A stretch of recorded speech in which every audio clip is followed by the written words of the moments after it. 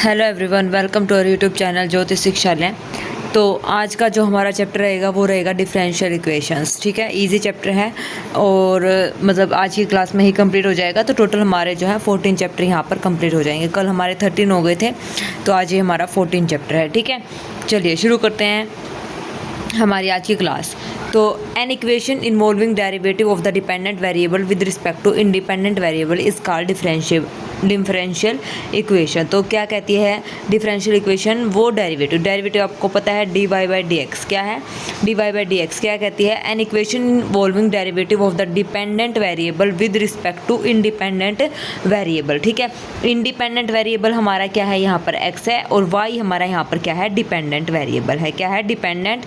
और x हमारा कैसा है? इंडिपेंडेंट वेरिएबल है। तो उसको हम बोलते हैं डिफरेंशियल इक्वेशन। तो ये हमारी क्या होती है? डिफरेंशियल इक्वेशन यहाँ पर होती है। A differential equation involving derivative of the dependent with respect to the independent is called an ordinary differential equation, and a differential involving derivative with respect to more than one independent variable, मतलब एक से ज़्यादा independent variable के with respect to अगर हम derivative कर रहे हैं तो वो पार्शियल डिफरेंशियल हो जाता है। जैसे डी वाई बाई मैंने यहाँ पर लिख दिया डी एक्स और डी जेड। ठीक है, एक से ज़्यादा वेरिएबल के विद रिस्पेक्ट टू अगर डेरिवेटिव है तो ये पार्शियल डेरिवेटिव हमारा होता है पार्शियल डिफरेंशियल इक्वेशन। ऐसे भी लिख सकते हैं। और पार्शियल हमारा कैसे होता है? करली वाई अपॉन करली एक्स। इस टाइप से भी हम पार्शियल डेरिवेटिव यहाँ पर लिखते हैं, या फिर करली एक्स करली वाई, इस टाइप से एक से ज़्यादा। ठीक है, चलिए नेक्स्ट।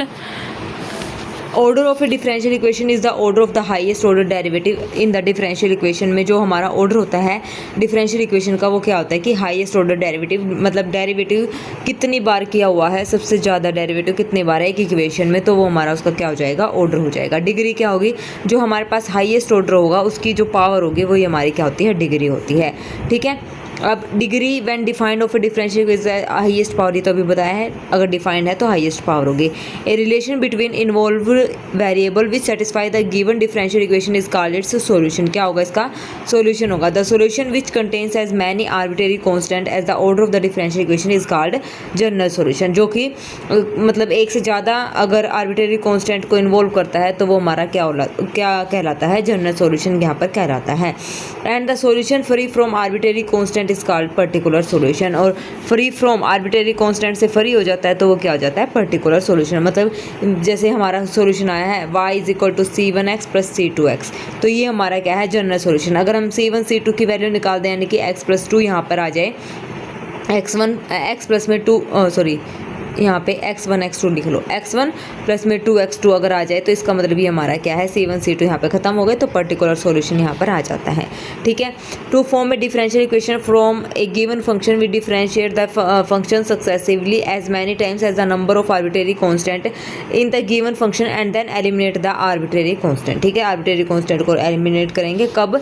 उसका बार बार डेरिवेटिव करके जो आर्बिट्रेरी कांस्टेंट की वैल्यू निकालते रहेंगे, फिर एग्जैक्ट जो इक्वेशन होगी इसमें पुट कर देंगे। जब क्वेश्चन आएगा तब आपको अच्छे से समझ आ जाएगा। ठीक है, उसके बाद the order of a differential equation representing a family of curve. क्या रिप्रेजेंट करता है? फैमिली ऑफ कर्व को। The number of arbitrary constant present in the equation corresponding to the family of curves. ठीक है, वेरिएबल सेपरेबल मेथड क्या होता है? Variable separable method use to solve such an equation in which variable can be separated completely. अगर हम मान लो x वाले term को अलग कर सकते हैं और वाई को अलग कर सकते हैं तो वहाँ पर हम वेरिएबल सेपरेबल मेथड यहाँ पर लगाएंगे। ठीक है, उसके बाद हमारे पास क्या है? Term containing x should remain with dx and term containing y should remain dy। तो मतलब किसने क्या बोला है? जिस टर्म में x होगा वो तो dx के साथ रखनी है और जिस टर्म में y होगा वो dy के साथ हमें यहाँ पर रखनी है। ठीक है, तो वेरिएबल सेपरेबल मेथड यहाँ से हम ऐसे सॉल्व करेंगे। Next, a function is said to be homogeneous function of degree n if f lambda x comma lambda y is equal to, यहाँ से लैम्डा की power n f x y for some non zero constant lambda. अगर कोई function को homogeneous हम बोल लेंगे, degree n अगर उसके पास है, तो if this condition for some non zero constant lambda. ठीक है, ये इस टाइप से हमारे पास होगी। उसके बाद a differential equation which can expressed in the form of dy by d x is equal to f function x और y का है और dx अपॉन dy फंक्शन है g का। तो f और g होमोजीनियस फंक्शन है, degree 0 is called a homogeneous differential equation. Homogeneous. ठीक है, to solve homogeneous differential equation this we make y is equal to v x, and इस type से हमारे पास dx अपॉन dy है तो उसमें हम क्या करते हैं x को vy पुट करते हैं, dy बाई dx में हम क्या करते हैं y को vx पुट करके यहाँ पर सोल्व करते हैं। Next, a differential equation of the form dy by dx plus में py is equal to q, dy by dx plus में py is equal to q, p और q कॉन्स्टेंट फंक्शन है तो इसका सोल्यूशन हमें करना है लीनियर डिफरेंशियल इक्वेशन का। तो सोल्यूशन कैसे होगा, y इंटू में integrating factor is equal to integration q into में इंटीग्रेटिंग फैक्टर प्लस में c, वेयर इंटीग्रेटिंग फैक्टर जब हम निकालेंगे वो क्या होगा, e raise to the power integration जो ये p है p dx, क्योंकि with respect to x derivative है तो p dx आएगा। ठीक है। नेक्स्ट, अनदर फॉर्म क्या कहती है, d x upon d y अगर हमारे पास है d y by d x की जगह, तो d x upon d y है तो यहाँ से क्या आ जाएगा, एक्स इंटू इंटीग्रेटिंग फैक्टर, क्योंकि ऊपर एक्स है तो एक्स में ही सॉल्यूशन आएगा, q into integrating factor d y plus में सी, इंटीग्रेटिंग फैक्टर क्या हो जाएगा, e raise to the power integration p one d y, क्योंकि विद रिस्पेक्ट टू जो डेरिवेटिव होगा वही इंटीग्रेटिंग फैक्टर में डेरिवेटिव हमें करना है। ठीक है, विद रिस्पेक्ट टू दिस। अब करते हैं question, find the differential equation of the family of curve y is equal to this. अब यहाँ से a और b हमें रिमूव करना है तो इसका डेरिवेटिव हमें करना है, dy बाई डी एक्स हमने कर दिया, फिर d2y डबल डेरिवेटिव कर देंगे, फिर यहाँ से हमारे पास ये वैल्यू आ जाएगी, वैल्यूज पुट करके हमारा आंसर आ जाएगा। ठीक है। उसके बाद है find the general solution, general solution हमें निकालना है। जनरल सॉल्यूशन में कौन से टर्म आएंगे आपको पता है, dy बाई डी एक्स, अब यहाँ पे वेरिएबल सेपरेबल मेथड लगा दो, dy की जगह y लिख दो और dx की जगह आप जो है x को ले जाओ। ठीक है, दोनों को इंटीग्रेशन कर देंगे तो ये हो जाएगा log y log x plus log c, y is equal to c x हमारा आंसर आ जाएगा। Next, given that d y by d x is equal to y e raise to the power x, अब यहाँ पर condition है x zero y e, find the value of y when x is equal to 1, तो यानी कि Y 1 की value हमें यहाँ पर निकालनी है। तो अब यहाँ से d y by d x हमने कर दिया, वेरिएबल सेपरेबल मेथड हमने लगाया, इंटीग्रेशन यहाँ पे किया तो ये हो जाएगा log वाई, ये एज इट इज प्लस में सी। अब यहाँ पे वैल्यू पुट कर दो, एक्स को 0 वाई को ई, पुट करेंगे तो सी की वैल्यू 0 आ जाएगी, सी की वैल्यू 0 आ जाएगी तो यहाँ से जो हमारी आंसर आएगा वो मतलब जो वैल्यू बनेगी वो बनेगी log y is equal to e की पावर एक्स। अब हमें निकालनी है एक्स इज इक्वल टू 1 पर, तो ये हो जाएगा हमारे पास log y is equal to e, log y is equal to e, both side exponential ले लेंगे तो y is equal to e raise to the power e हमारा आंसर आ जाएगा। ठीक है। Next, solve the differential equation d y by d x. अब ये पी देखो, अब ये क्या है, P y is equal to Q plus में d y by d x, तो यहाँ पर अब पी हमारा क्या है 1 बाई एक्स, पी क्या है 1 बाई एक्स है तो e raise to the power integrating factor e raise to the power, यहाँ पे e raise to the power integration 1 by x d x, तो ये हो जाएगा e raise to the power log x और ये कैंसिल तो एक्स आ जाएगा। तो सिंपल यहाँ पर हम सोल्व करेंगे y into integrating factor integration q into integrating factor, तो यहाँ से इसको सोल्व करके हमारा आंसर आ जाएगा। Next, find the differential equation of the family of the line through the origin, origin से y is equal to m x with the family of line, family of line हमारे पास होती है y is equal to m x plus में c।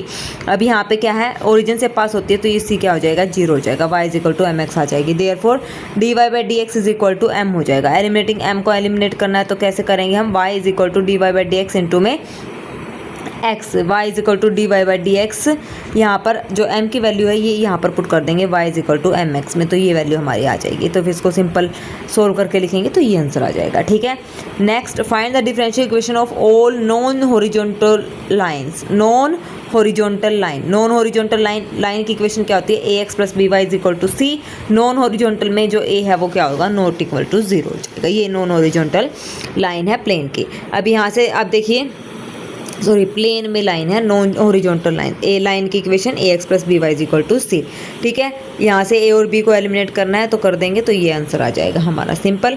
Next, find the equation of a curve whose tangent at any point on t different from origin as a slope, slope हमारे पास given है, क्या बोला है, find the equation of a curve whose tangent at any point on t, tangent उसका किसी भी point T पर है, डिफरेंट फ्रॉम ओरिजिन से क्या है, different has a slope y plus y by x. ठीक है, स्लोप उसकी कितनी है ये, तो given d y by d x हमारे पास ये गिवन है, स्लोप मैंने आपको बताया था कि क्या गिवन है, m होती है, टेंजेंट थीटा होती है और d y by d x होती है, ये सारे स्लोप के ही नाम है। तो यहाँ पर d y by d x हमारे पास गिवन है, वेरिएबल सेपरेबल मेथड से हम इसको क्या करेंगे, यहाँ से कॉमन लिया y से, वेरिएबल सेपरेबल मेथड लगाया, इसको क्या करा सिंपली सोल्व कर लिया तो हमारे पास आंसर आ जाएगा ये। ठीक है, चलिए next, find the equation of a curve passing through the point 1 1 if the perpendicular distance from the origin normal at any point P curve is equal to the distance of P from the x axis।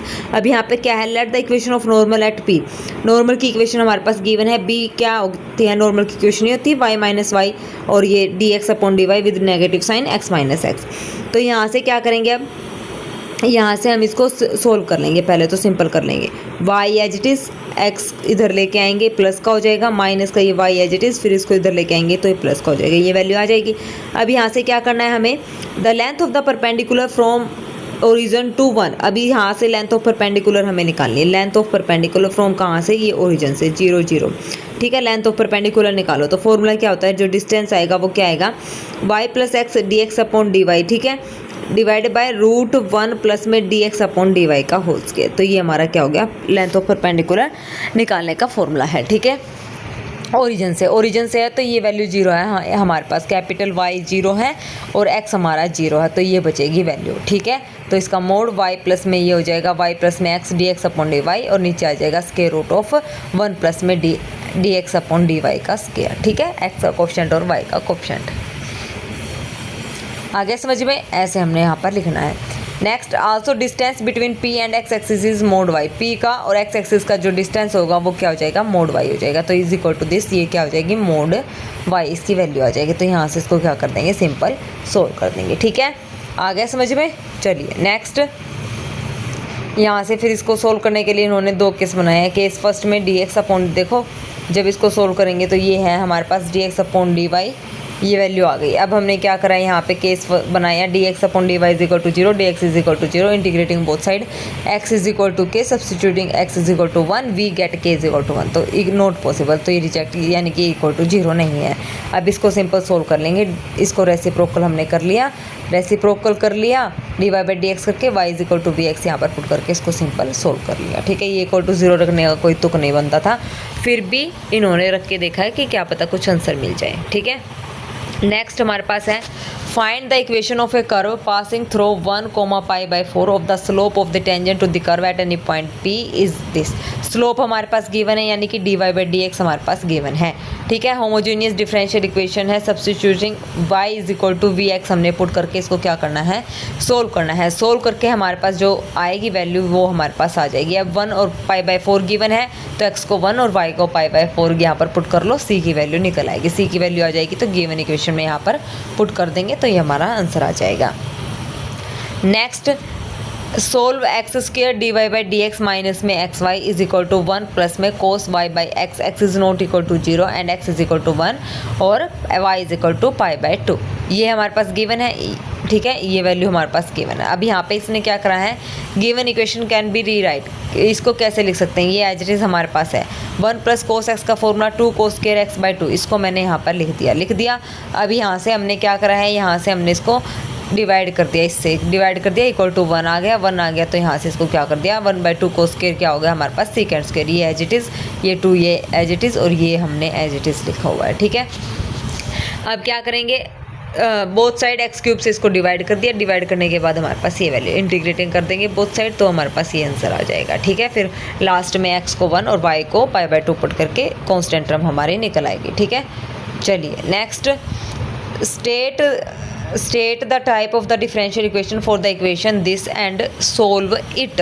तो यहाँ से given equation can be written as, तो ये हमारे पास given equation है, x d y is equal to root x के plus y के प्लस में वाई डी एक्स। ठीक है, तो d y by d x हमने निकाल लिया। Clearly right hand side a homogeneous function of degree 0, therefore the given equation is homogeneous differential equation. तो यहाँ से y को भी एक्सपुट करेंगे, y को भी एक्सपुट करके यहाँ पे इसको सिंपल सोल्व कर लेंगे, इजीली ये सोल्व हो जाएगा। ठीक है, ये सोल्व करके देख लेना। Okay, next, the degree of the differential equation, degree हमें बतानी है, तो यानी कि हाईएस्ट ऑर्डर डेरिवेटिव की जो पावर होती है वो हमारी क्या होती है, डिग्री होती है।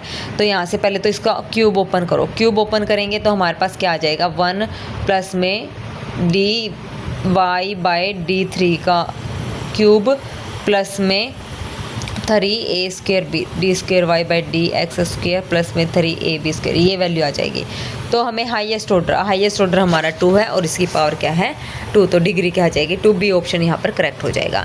Next degree of the differential equation, इसकी भी डिग्री हमें बतानी है, तो ये नॉट डिफाइंड है क्योंकि लॉग के एंगल में हमारे पास क्या गिवन है डेरिवेटिव गिवन है। तो the given differential equation is not a polynomial equation in terms of its derivative, so degree is not defined.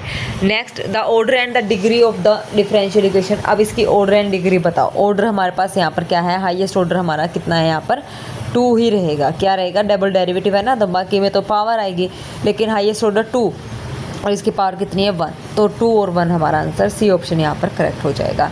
Next the order of the differential equation of all circle of given radius a, तो यहाँ से आप देखिए let the given family of curve, हमारे पास ये बनेगी circle x minus h का whole square plus y minus k का होल स्क्वायर, रेडियस हमारे पास गिवन है a स्क्वायर। तो जितने आर्बिट्रेरी कांस्टेंट इसमें होंगे उतने ही हमारी क्या होगी इसकी, वही हमारा क्या हो जाएगा ऑर्डर। तो therefore the order of the given differential equation will be 2, तो आर्बिट्रेरी कांस्टेंट कितने हैं h और k, 2 आर्बिट्रेरी कांस्टेंट है, तो बी ऑप्शन यहाँ पर करेक्ट हो जाएगा। The solution of the differential equation represent a family of, इसका सॉल्यूशन हमें बताना है। ये हमारे पास 2x dy by dx is equal to, ये हमारे पास क्या गिवन है y प्लस में 3, इसको मैं नीचे ले आई 2x, तो ये हो गया। अब वेरिएबल सेपरेबल मेथड से इसको सोल्व कर लेंगे, ठीक है। तो ये हमें बनाएगा पैराबोला, ये हमें बताएगा क्या बनेगा, ये पैराबोला बनेगा। Next the integrating factor of the differential equation, इस डिफरेंशियल इक्वेशन का इंटीग्रेटिंग फैक्टर हमें बताना है। इंटीग्रेटिंग फैक्टर तो क्या करेंगे, dy बाई dx, इसको थ्रू आउट डिवाइड कर देंगे, ये आ जाएगा। तो p यहाँ पर क्या है py होता है ना, तो p यहाँ पर 1 बाई एक्स log x, तो integrating factor e raise to the power this, तो ये log से ये कैंसिल, तो log x हमारा आंसर आ जाएगा। Next a solution of the differential equation dy by dx का होल स्क्वायर माइनस में x dy by dx plus में y इज इक्वल टू 0, तो ये क्या आ जाएगा y is equal to 2x minus 4। अब इसको कैसे सोल्व करेंगे आप, ये आप मेरे को बताएंगे करके सोल्व हुआ या नहीं हुआ, ठीक है। तो ये आप लोगों के लिए होमवर्क रहेगा, ठीक है। इसका ऑप्शन सी करेक्ट यहाँ पर रहेगा। इजी क्वेश्चन है, ट्राई करके देखना, नहीं होगा तो फिर मैं बता दूँगी। Next which of the following is not a homogeneous function of x and y, कौन सा यहाँ पर जो फंक्शन है होमोजीनियस नहीं है, तो बताइए कौन सा फंक्शन नहीं है। ये होमोजीनियस है, इसकी डिग्री 2 है, इसकी भी डिग्री 2 है, 1 1 है, ठीक है। अब ये cos square y by x plus में y बाई एक्स, तो ये क्या है होमोजीनियस है। तो sine x minus cos y ये होमोजीनियस नहीं है, ये होमोजीनियस हमारा नहीं है, तो डी ऑप्शन यहाँ पर करेक्ट है, ठीक है। Next solution of the differential equation dx by dy, इसको भी हम क्या करेंगे, इसको ऐसे करेंगे dx अपॉन में x is equal to minus dy upon में y, इंटीग्रेटिंग करके इसको सोल्व कर लेंगे, तो हमारा आंसर आ जाएगा c x y is equal to c, ठीक है। Next the solution of the differential equation x dy by d x plus में 2y is equal to x squared, integrating factor का यूज़ करेंगे, इसको थ्रू आउट x से divide कर देंगे, ठीक है। तो सॉल्यूशन हमारा ये आ जाएगा, ओके। इजी क्वेश्चन था। अब नेक्स्ट है fill in the blanks. Order of the differential equation representing the family of parabola, इसका ऑर्डर हमें बताना है, यानी कि ए को रिमूव करना है। तो इसका क्या करना है, आपने यहाँ पे आपको इसका क्या करना है, डेरिवेटिव करना है, ठीक है। डेरिवेटिव करके इसका ऑर्डर बता देना। Next the degree of the differential equation क्या आ जाएगी, इसकी डिग्री डिफरेंशियल इक्वेशन की डिग्री आ जाएगी। डिग्री क्या होती है, हाईएस्ट ऑर्डर की पावर यानी कि 2, तो 2 यहाँ पर आंसर आ जाएगा। Next the number of arbitrary constant in particular solution of the differential equation tangent x plus में टेंजेंट y, आर्बिट्रेरी कांस्टेंट बताने हैं कितने आएंगे, तो इसका इंटीग्रेशन जब निकालोगे तब आपको पता चल जाएगा इसका आर्बिट्रेरी कांस्टेंट कितना आएगा, 1 आएगा, ठीक है। नेक्स्ट एफ एफ एक्स हमारे पास गिवन है, this is a homogeneous function of degree, तो ये कितनी डिग्री का होमोजीनियस फंक्शन है ये आपको बताना है। ऊपर पावर कितनी है देखो 2, ये कैंसिल 1 डिग्री का है, ये 1 डिग्री का, ठीक है। Next an appropriate substitution to solve the differential equation, अब इसको क्या करना है, आपने सोल्व करना है, ठीक है। चलिए next integrating factor of the differential equation, इस डिफरेंशियल इक्वेशन का इंटीग्रेटिंग फैक्टर निकालना है, इसको थ्रू आउट एक्स से डिवाइड कर देना, ठीक है। The general solution dy by d x है, तो इसको आप क्या करेंगे, dy by d x is equal to e की पावर x इंटू ई की पावर माइनस वाई, तो dx के साथ इसको ले लेना, dy के साथ उसको ले लेना, ठीक है। जनरल सॉल्यूशन आ जाएगा। Next the general solution of the differential equation dy by d x plus में y by x is equal to 1, general solution integration करना है, ईजिली हो जाएगा, ठीक है। The differential equation representing the family of curve y is equal to a sin x plus में b cos x is कितना आ जाएगा, यहाँ से a sin x differential equation, तो यहाँ से रिप्रेजेंट करता है फैमिली ऑफ कर्व, ठीक है। डेरिवेटिव सोल्व करके ए और बी को यहाँ पे रिमूव करना है। नेक्स्ट ये हमारे पास है when written in the form then p is equal to, इसको इस फॉर्म में लिखना है और पी की वैल्यू हमें बतानी है। अब देखिए सॉल्यूशन में थर्ड और फोर्थ क्वेश्चन में 0 हमारे पास गिवन है। The number of arbitrary constant in particular solution में आर्बिट्रेरी कांस्टेंट इसका कितना आएगा, आर्बिट्रेरी कांस्टेंट होगा इसका 0। ठीक है, आर्बिट्रेरी कांस्टेंट इसको सोल्व करके देखना और मेरे को बताना है इसका कांस्टेंट, आर्बिट्रेरी कांस्टेंट की वैल्यू क्या आई है 0। ठीक है, पर्टिकुलर सॉल्यूशन। नेक्स्ट इसकी होमोजीनियस की फंक्शन की डिग्री कितनी है, यहाँ पर देखो ऊपर है 1, ये भी 1 थ्रू आउट 1 - 1, हाँ टोटल कितनी हो गई 0 हो गई, तो इसकी यहाँ पे हो गई 0। ठीक है, तो ये हो गया। अच्छा जी, और कौन से क्वेश्चन में डाउट था, और तो ये सारे हो गए ना। उसके बाद है सब्स्टिट्यूट कर लेंगे एक्स को भी वाई पुट करके, फिर यहाँ से इसको सोल्व कर लेंगे, ये हमारा सारा ठीक है हो गया। ठीक है, चलिए next state whether the following statements are true और फॉल्स। ट्रू और फॉल्स हमें यहाँ पर बतानी है। ठीक है, अब यहाँ पर आप देखिए order of the differential equation representing the family of ellipse having centre at the origin and foci on x axis is 2। तो ये क्या है, फैमिली ऑफ इलिप्स यहाँ पर लिखा है, तो इसका भी सॉल्यूशन आप देखिए। फैमिली ऑफ इलिप्स बोला है तो फैमिली ऑफ इलिप्स हमारी क्या होती है, तो ये ट्रू है, हैज़ 2 आर्बिट्रेरी कांस्टेंट यहाँ पर होते हैं। अच्छा जी, उसके बाद सेकंड क्या है, degree of the differential equation this is not defined. Yes, क्योंकि ये स्क्वायर रूट में है तो ये डिफाइंड नहीं है, तो दिस इज ट्रू, ये भी ट्रू है हमारा, ये भी क्या है ट्रू है। Next dy by dx plus में y is equal to 5 is a differential equation of the type but it can be solve using variable separable method also. तो आपको ये बताना है क्या हम इसको वेरिएबल सेपरेबल मेथड से भी सोल्व कर सकते हैं और इसको इस फॉर्म में भी लिख सकते हैं। ठीक है, लिखी तो ये गई है, बिल्कुल डेफिनेटली लिखी गई। कंपैरिजन करें तो क्या इसको वेरिएबल सेपरेबल मेथड से सोल्व कर सकते हैं, तो ये आपको बताना है। ठीक है, तो ये ट्रू है, कर सकते हैं इसको सोल्व। यहाँ से this is not a homogeneous function, तो ये आपको बताना है ये होमोजीनियस फंक्शन बनेगा या नहीं बनेगा। ठीक है, तो ये क्लियरली दिख रहा है ये this is not a homogeneous, तो ये ट्रू है, ये होमोजीनियस नहीं बनेगा। उसके बाद this is a homogeneous function of degree 1, बिल्कुल ऊपर कितना है 2 डिग्री का, नीचे है 1, तो 2 - 1 कितने डिग्री बन गई, टोटल 1 डिग्री का। Yes, this is true. उसके बाद है integrating factor of the differential equation निकाल लेंगे, e की पावर x, इसका चेक कर लेंगे ये आएगा या कुछ और आएगा। ठीक है, उसके बाद है the solution of the differential equation, इसका सॉल्यूशन हमें बताना है। द जनरल सॉल्यूशन, अब ये डेरिवेटिव आपको सोल्व करने हैं, इनका आप क्या कर ले, स्क्रीनशॉट यहाँ पर ले ले, स्क्रीनशॉट कर लेके फिर आप देख लेना। ठीक है, नेक्स्ट ये होगा 10 y is equal to x is a particular solution of this equation, तो यहाँ से इसको सोल्व करके इसका y is equal to x solution आया है नहीं आया, तो ट्रू फॉल्स आपने यहाँ पर इसको ऐसे चेक करना है। ये सारे आंसर यहाँ पर गिवन है। ठीक है, कर लोगे ट्राई। जो भी क्वेश्चन आपसे ना हुए तो कमेंट बॉक्स में कमेंट करके पूछ लेना। इस 23rd पार्ट का आप जो है स्क्रीनशॉट यहाँ पर ले सकते हैं। ठीक है, ये लो, मैंने थोड़ी देर के लिए इसको रोक दिया। ओके, और फिर ये लास्ट वाला करके इसको देख लेना। जो भी क्वेश्चन ना हो तो कमेंट बॉक्स में कमेंट करके बता देना, उसका सॉल्यूशन मैं आपको कल वाली वीडियो में करवा दूँगी। तो ये टोटल हमारे हो गए 14 चैप्टर आज कंप्लीट। तो अच्छे से इन सारे चैप्टर्स की तैयारी कीजिएगा। जिस भी बच्चे को प्रैक्टिस के लिए क्वेश्चन चाहिए तो वो ले सकता है, टेलीग्राम चैनल पर जाइए और टेलीग्राम चैनल ज्वाइन करिए। वहाँ से आपको इन जो 14 चैप्टर्स हुए हैं इन सब के आपको प्रैक्टिस के लिए क्वेश्चन मिल जाएंगे। जो भी चैप्टर आपका वीक है या जो भी आपको ये लग रहा है कि मेरे को कम आता है तो उस चैप्टर के आप नोट्स ले सकते हैं। ठीक है, तो आज के लिए बस इतना ही। वीडियो अच्छी लगे तो प्लीज़ लाइक शेयर सब्सक्राइब ज़रूर करें। Thank you very much, have a nice day.